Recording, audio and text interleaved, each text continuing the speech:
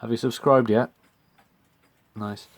So here we have the stator, and it's there.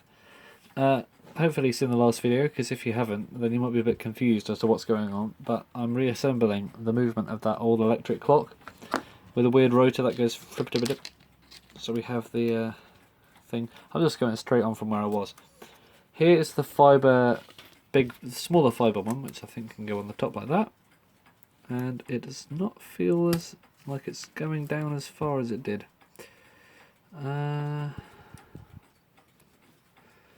Maybe I need to sort of put a bit more pressure on it. Like that. I don't want to force it because there's a delicate fibre gear and stuff can happen. When stuff happens, it can happen bad. So I'll put it on like that and it'll line up with the screws. Yeah, the screws will line it up when they go in. So here we have old man stator top. So I'll put that on like that, and as simple as this. I don't know why, but it was a great thing that they did. They made the stator with the top removable so you could clean underneath it. Right, there goes one screw, and there are 3 of them, so there's one more after this one.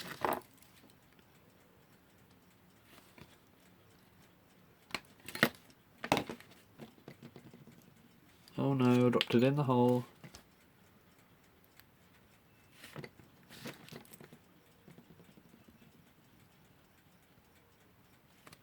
There we go.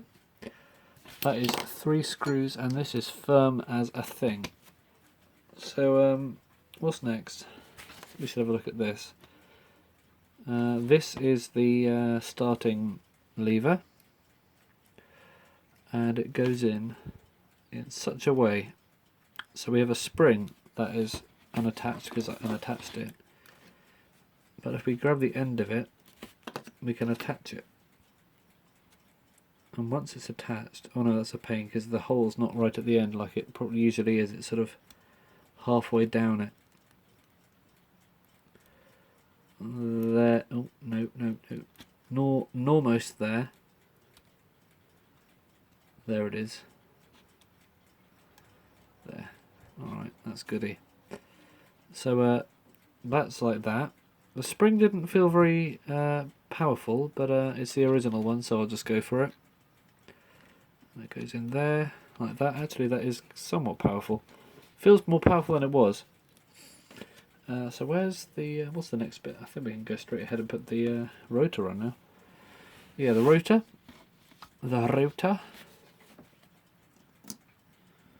Like that. That's oil. Put a bit of oil in there. If you don't put oil on, then it might not spin as much as you want it to. A tiny bit of oil. Like that. That's probably enough.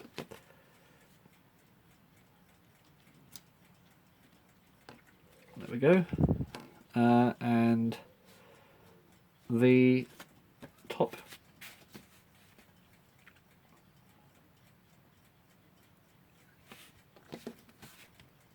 And that goes inside of here.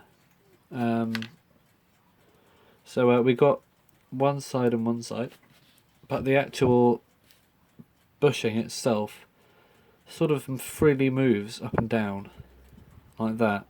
It can freely move in and out, and it's held up against there by a springy bit. So I think I can actually put this on first. It goes this way around like that. And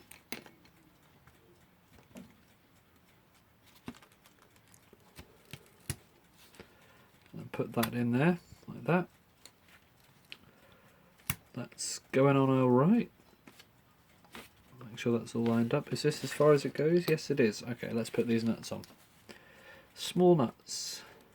And yeah, this video might be pretty short because I sort of ended it when I've nearly finished, but probably should have split it up differently so I was less into it when I split it. And then we'll have more equally length videos, but I didn't really think of that. That's me thinking of doing them all in one video. No. Time says no.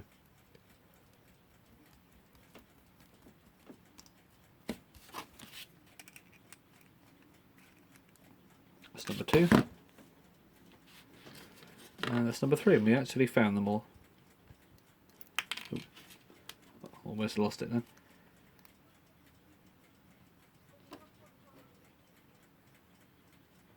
Get this on there. Yeah, there we go. That is on. And just to test, that shaft there is where the hand setting knob goes. So can we still move the hands?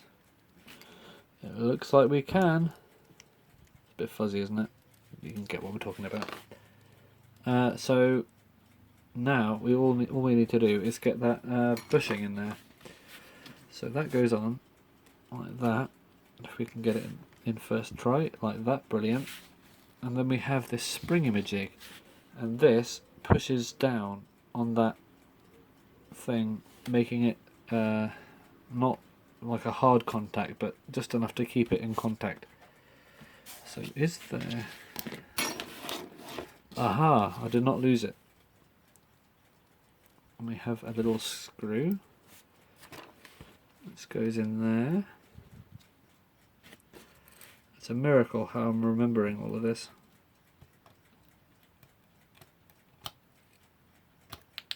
Well.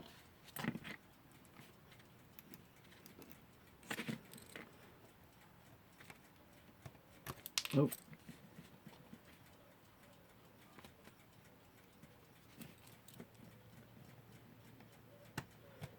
And get there in the end. Alright, there we go. And this should have just enough pressure that it... no, it's not really the right shape, is it? Sort that out. And why is it bent? As they say. Ooh. Is that too much pressure? It might be a little bit too much pressure. That's better, look at that. Alright, that looks about right. Yeah, that's spinning like a stabbed rat, whatever they say. Can you hear that whizzing? Well, means we can get a bit of speed on there. Look at that. Ooh, that's 10 times faster than it would normally run. But you get the gist of the wrist. So let's put the old, what's that name? Starting lever alone. Like that. And that is almost there. We just need to put this pin in.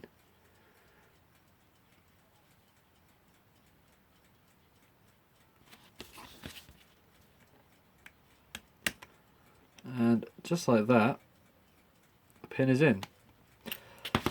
So are we done? Well, there's only one way to find out, and that is to plug it in and see if it works. As insulation though, what's the insulation issue I was talking about? Well, I think we might have solved that, because before the things were sort of facing sideways, and therefore one of the cords was a bit close to the other one. However, now as they're parallel, along with this piece of stuff here, we should be pretty safe. So that goes like that, and that sort of keeps the cords away from the clock itself, stop it shorting out and causing a big bang. So I'll just attach the cords like that. It's quite a short cord, so I'll move the camera down when it's time. But I'll just sort of do these up a little bit like that. That is a bit of copper just coming out. Rightio. Probably could have a little bit more cord on the end of that, couldn't we? So where are my cord stripping things? These I suppose.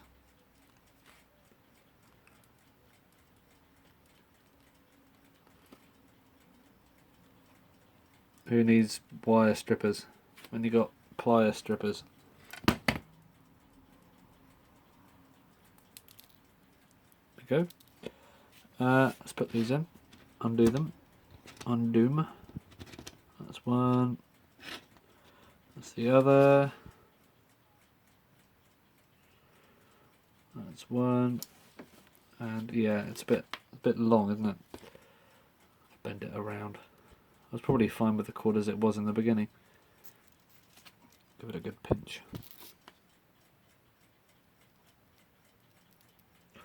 Yeah, this would definitely benefit from a bit of solder on the end of it.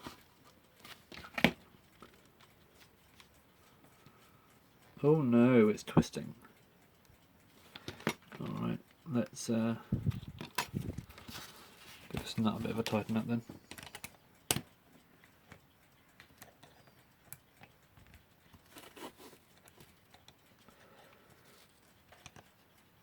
Tighten up a little bit more. So it's less likely to twist by itself.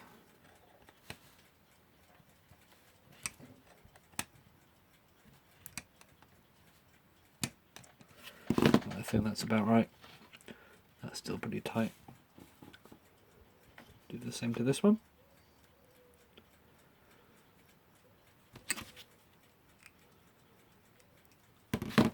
I'm not an electrician, can you tell?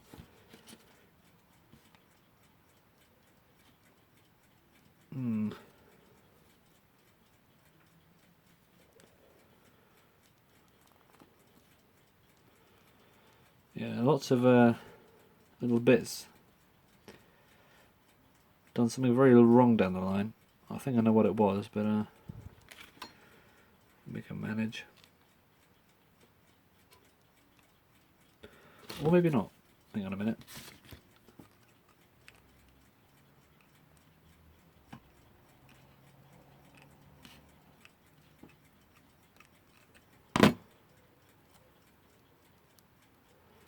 Right, let's try that. Put those extra bits of copper out of the way. We don't want those stragglers.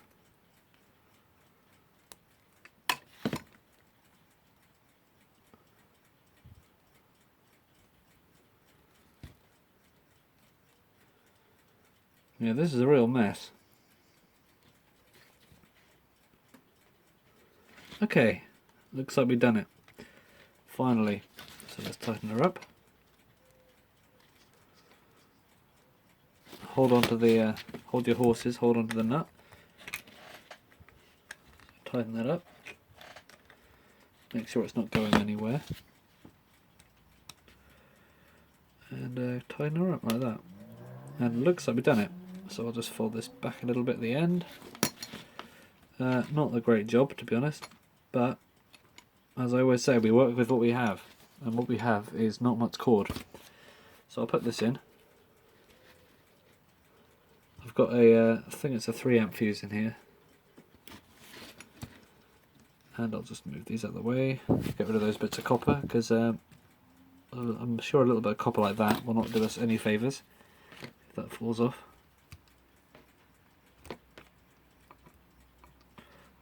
Don't have any things, tweezers.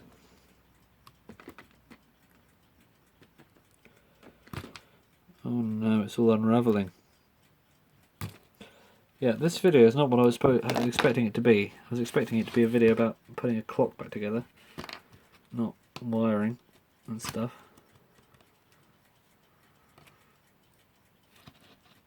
Right, okay, that's fine. So yeah, these aren't going to touch each other anytime soon. I'll plug it in and I'll show you what's happening. Right, I've got the cord adapter up here, and unfortunately my phone's telling me I've only got 3 minutes left to record, so I better make this snappy. I'm hoping this doesn't kill me. So I'll plug this in. Oh, did you see that? Oh yeah, we got it done.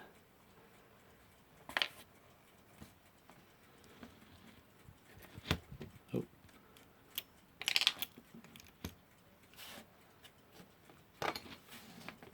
Look at that.